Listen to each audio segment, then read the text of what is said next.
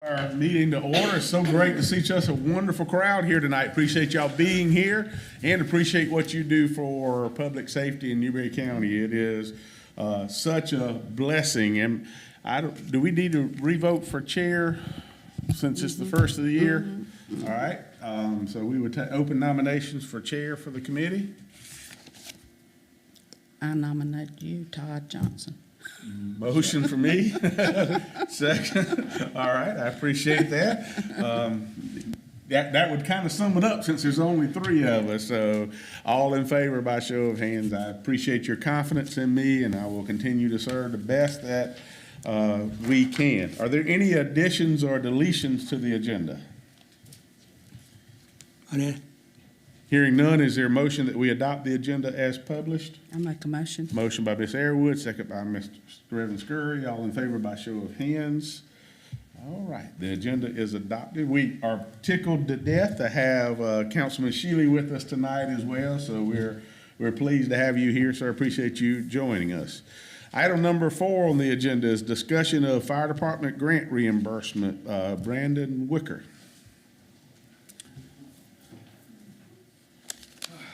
Do y'all have a copy of the spreadsheet? Yeah. Yes. Okay. So this is the VFA or the forester grant. That's all the volunteers refer to as forester grant. Typically put in for it every year, and I think the county's been gracious enough to match the funding every year.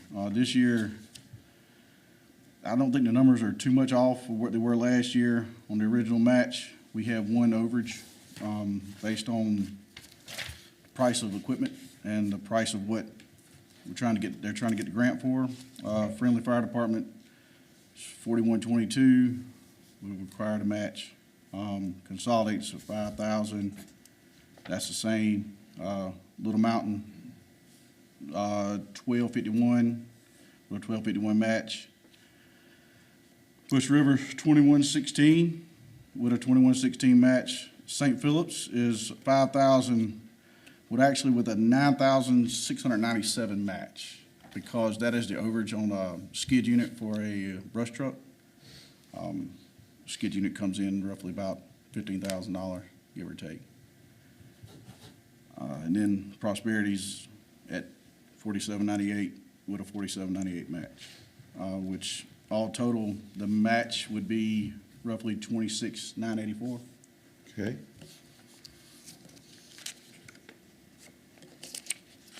I have the, I don't know if y'all have it or not. I actually have the quote from Wally's Fire for the skid unit.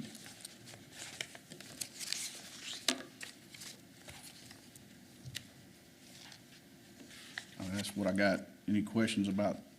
Any questions for Mr. Wicker?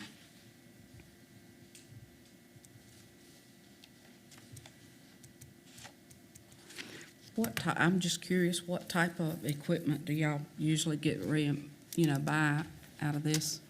Usually it could be pagers, firefighting equipment for forestry would be nozzles or gate valves, or It's all pertaining to it's all forest fires. Mostly it's got to be something that they can kind of see cross use in. So it's usually stuff in that wildland In that type category for What's that? wildfires, in that category area. Yeah, for. it's kind of sort of like that. I Forestry. mean, there is some wiggle room in there, because there are things that you kind of go crossways, go both sides. So Yeah, okay. Any other questions?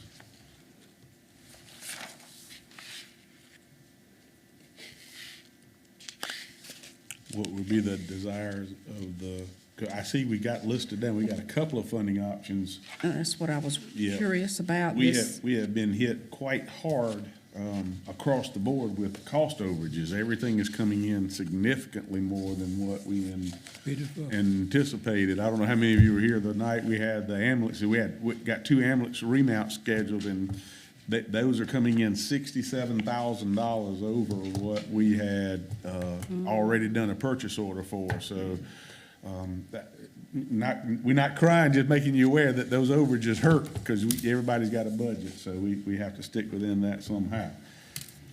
My personal suggestion would be the capital outlay. That's what I was wondering. I see that these were so graciously put on here for us. It's 2 for 1 money, so we gotta get it. We're gonna get it. Yeah, We just we gotta just- figure which pocket we're gonna get in. This being capital, to me, it would be easier to do it as capital than contingency, because that would It's save our something else, yeah. contingency for later on.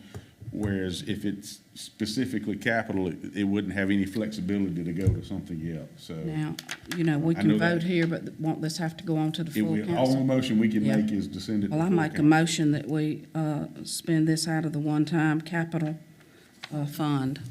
Okay, is there a motion? Reverend Scurry, is there a second? Second Makes motion. the second. Is there discussion? On any? No? All right. So the motion is that we send a recommendation to full council at our next meeting to fund this from the one-time capital budget. All in favor of that motion by show of hands, and opposed likewise, it carries unanimously. Okay? That was easy. Public comments, Mr. Robert Dennis. Mr. Chairman, I'll reserve until next time because I think you're gonna find you're gonna be seeing a lot more of us because of equipment being out of date, out of compliance, and out of the federal regulations. So this is not gonna be the first time that we're gonna be given an opportunity to speak to you on that. Okay. Chris Johnson.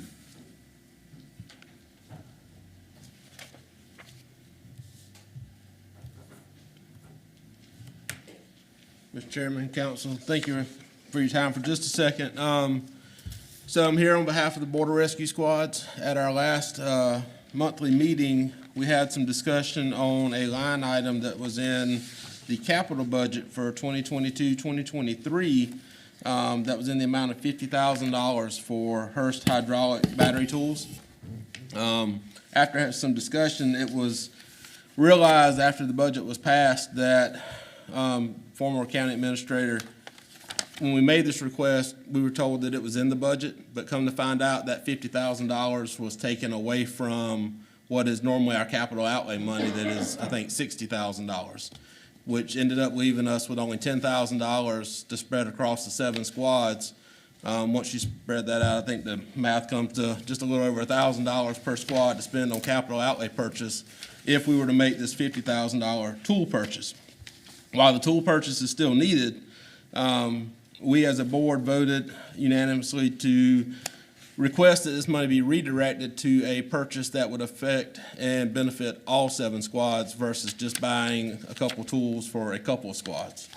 And so the thing that we decided to pursue, if council will approve, is the purchase of 7 point-of-care ultrasound machines that would go in the ambulances.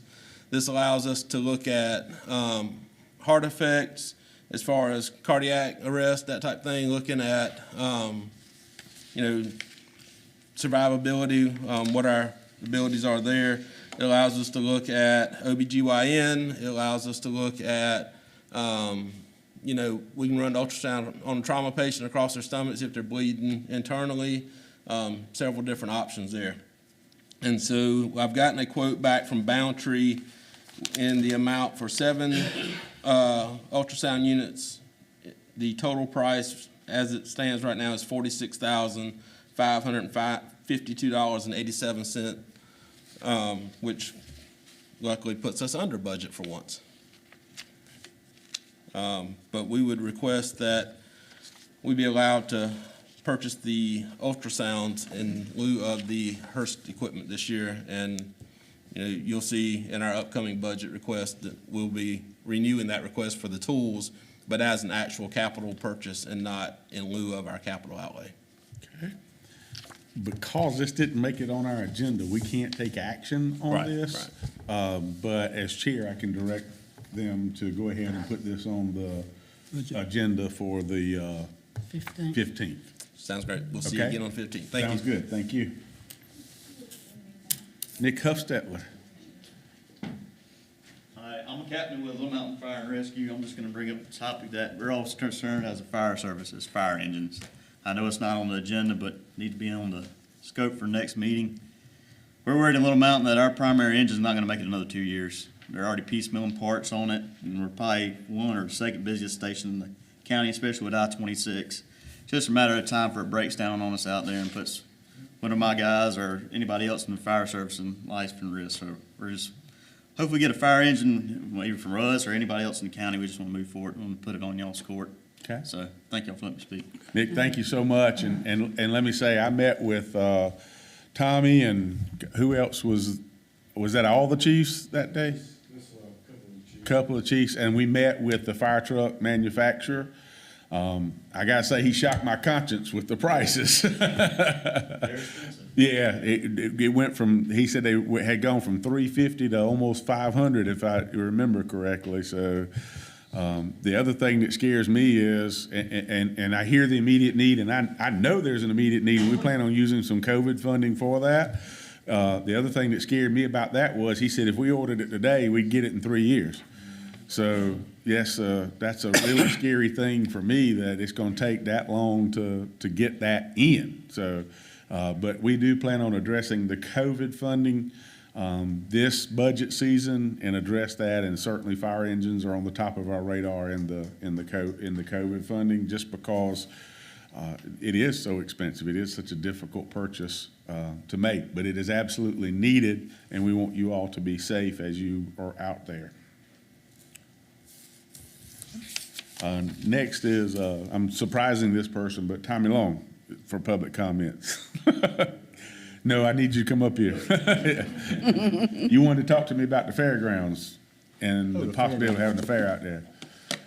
Well, I just wanted to bring it up to the committee. I had some concerns with them using it again because there's some work needed out there in the parking lot area. I know last time they was out there, I think they run out of parking. That's my biggest concern, running out of parking space. Okay. But our committee that oversees that would have to decide if we want to move forward with them using it again. But my biggest concern is the parking lot area out there. Okay. And Tom, we've got this drawing. How much of this, do you have your copy of I the do not. sketch? You want to look, oh, Kevin's got one for you. How much of this is already in place versus how much will need to will be becoming projects? Okay, so looking at the left side where you see the 3 little houses and so forth, that left side is really nothing in that wide open field yet. Okay. However, we're in the process of putting some underground tanks to where we're gonna be doing our pump testing out there. We've got the tanks, we're just in the process of waiting for it to quit raining long enough to get them installed, so that will be in that area. I got you. The burn building, of course, is already back there, and there's also a car shed back there. I got trailers under, DHEC trailers under. Okay. So, the driver's training pad is not there. That's over here to your right where the new proposed station's gonna go with the driving Gotcha. pad, so that's not there yet.